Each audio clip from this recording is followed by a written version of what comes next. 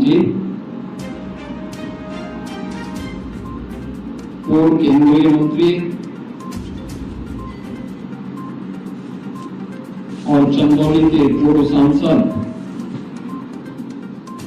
Doctor Mahendra Nath Pandey ji, Rajya Sabha की माननीय सांसद श्रीमती दर्शना सिंह जी, श्रीमती साधना सिंह जी,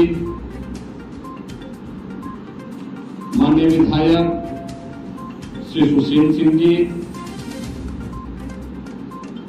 कैलाश खरवार जी, रमेश जायसवाल जी, सूर्यमणि त्रिपाठी जी, जिला पंचायत अध्यक्ष श्री दीनानाथ शर्मा जी, भारतीय जनता पार्टी के जिला के अध्यक्ष श्री काशीनाथ सिंह जी,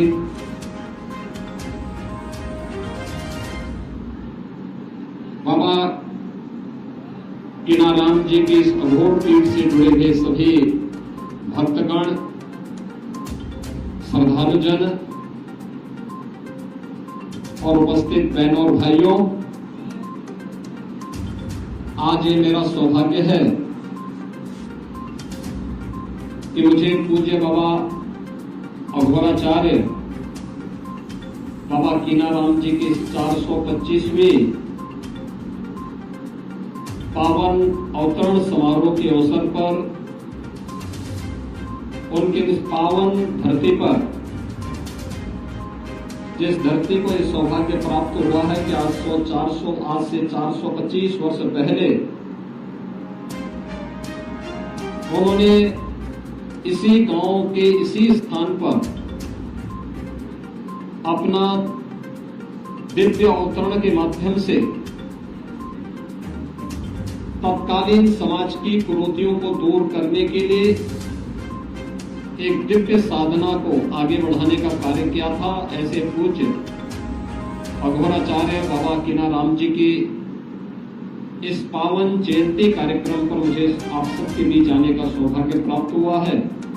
मैं इस अवसर पर पूज्य अघोराचार्य बाबा कीनाराम जी के श्री चरणों में कोटि कोटि नमन करते हुए आप सबका हृदय से अभिनंदन करता हूं, स्वागत करता हूं।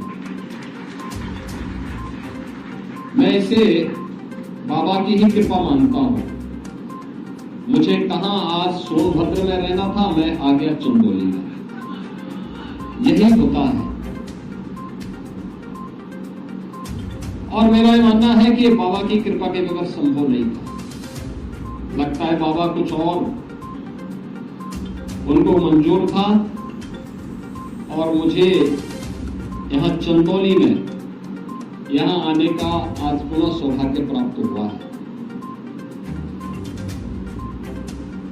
ये सच है, जन्म से ही वे दिव्य विभूति थी।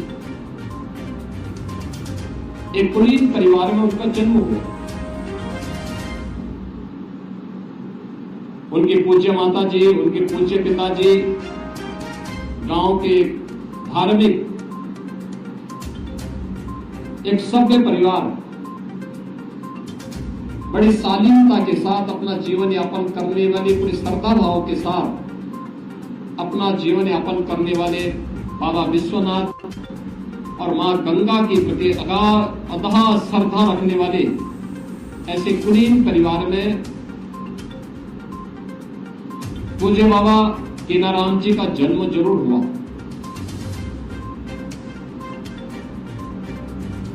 एक साधना के माध्यम से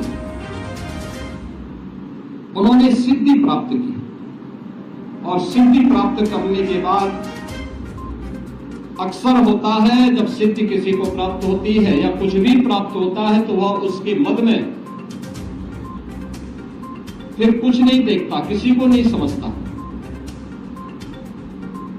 प्रभुता पाई काई मद नाही, संत तुलसीदास जी ने भी कहा। लेकिन बाबा ने अपनी साधना का उपयोग, इस सिद्धि का उपयोग राष्ट्र के कल्याण के लिए किया, लोक कल्याण के लिए किया। उस समय की समाज की बिगड़ती हुई स्थिति को एक देखते हैं कि देश क्यों गुलाम हुआ, क्यों विदेशी आक्रांता सफल हुए? एक तरफ उन्होंने समाज को जोड़ने का काम किया, दलितों को, आदिवासियों को, वनवासियों को, गिरवासियों को बिना भेदभाव से मुक्त एक ऐसे समाज की स्थापना का अलग जगाया था जो एक अघोराचार्य को ही के द्वारा ही संभव था, एक योगी के द्वारा ही संभव था, एक संत के द्वारा ही संभव था। उच्च कुलीन परिवार में जन्म लिया, लेकिन उन्होंने कहा नहीं, छूत अस्पृश्यता के भाव को त्यागना होगा, तभी ये देश सुरक्षित हो पाएगा। और यहाँ के दलितों को, वनवासियों को, यहाँ के जनजातीय समुदाय को उन्होंने बड़ी संख्या में अपने शिष्य के रूप में स्वीकार करते हुए उनके जीवन को प्रशस्त करने के लिए अनेक कार्यक्रम चलाए। तो दूसरी तरफ मुगल आक्रांताओं को भी उन्होंने उस समय सबक सिखाने के लिए सांझा को भी डपट करके भगाने का काम किया था, जो उनके चमत्कार को देखने की प्रतीक्षा कर रहा था। उन्होंने विदेशी आक्रांता उस समय के जो शासक थे उनको फटकार लगाई थी। यानी चीजें दिखाती है एक संत और एक योगी सत्ता का गुलाम नहीं होता है, बल्कि वह अपने कदमों पर उन्हें चलने के लिए मजबूर करता है। और यही कार्य आज से 425 वर्ष पहले इसी रामगढ़ गांव में जन्मे पूज्य बाबा अघोराचार्य कीनाराम जी महाराज ने अपनी दिव्य साधना के माध्यम से हम सबके सामने प्रस्तुत किया। उनके चमत्कार के अनेक किस्से। उन्होंने भारत की सभी साधना विधियों को एक साथ जोड़ करके काशी में क्रीम कुंड को भी जो पवित्रता प्रदान की, वह हम सबके सामने, हम सब इस बात को जानते हैं, हर व्यक्ति उसका गवाह है। आज भी वह विभूति और दिव्यता वहां पर और इस पूरे स्थान पर, उनकी पवित्र साधना स्थली पर भी हम सबको देखने को मिलती है। बहनों और भाइयों, ये मेरा सौभाग्य है कि जब चंदौली में मेडिकल कॉलेज का निर्माण हो रहा था और उस समय यहाँ के हमारे माननीय सांसद, माननीय विधायक, माननीय सांसद और केंद्रीय मंत्री डॉक्टर महेंद्र नाथ पांडे जी ने, माननीय विधायक श्री सुशील सिंह जी ने, यहाँ के हमारे अन्य जनप्रतिनिधियों ने उस समय मेरे सामने प्रस्ताव रखा था कि बाबा के नाम पर कुछ हो जाए। तो मैंने कहा मेडिकल कॉलेज से अच्छा और क्या हो सकता है। और ये हमारा सौभाग्य है कि हमें अपने पूज्य संत के इसी चरणों में उस मेडिकल कॉलेज जो लोक कल्याण का, आरोग्यता का उत्तम माध्यम बनेगा, उसका नामकरण पूज्य बाबा के नाम पर करने का सौभाग्य प्राप्त हुआ। हम भी इस परंपरा के लिए अपनी ओर से करने की कहा हमारी सामर्थ्य है। ये तो जो कुछ भी है ये बाबा की ही कृपा है, उन्हीं की विभूति है।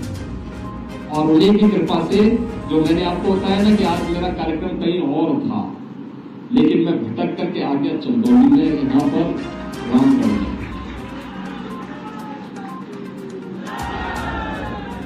बाबा सिद्धार्थ गौतम जी को मैं समय देते देते, जब भी मैं समय देता था, पता लगता था मेरा कार्यक्रम कहीं और जगह लग जा रहा है।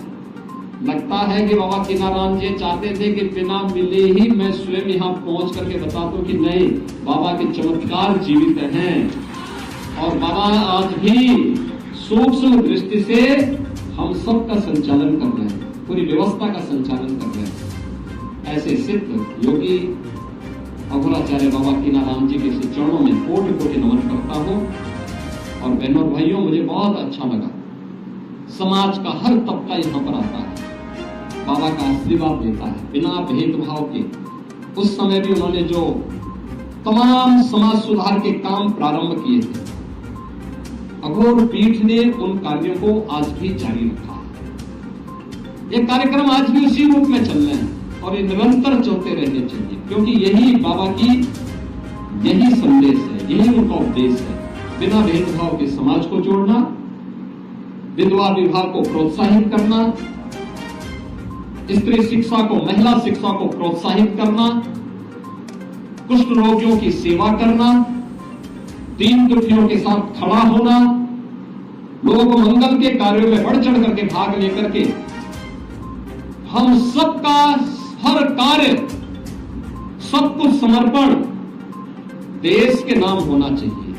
हर काम देश के नाम, राष्ट्र प्रथम के भाव के साथ हमें कार्य करना होगा और इस भाव के साथ जो भी हमारा कार्य होगा वह बाबा के श्री चरणों में उनका आशीर्वाद जरूर प्राप्त करेगा।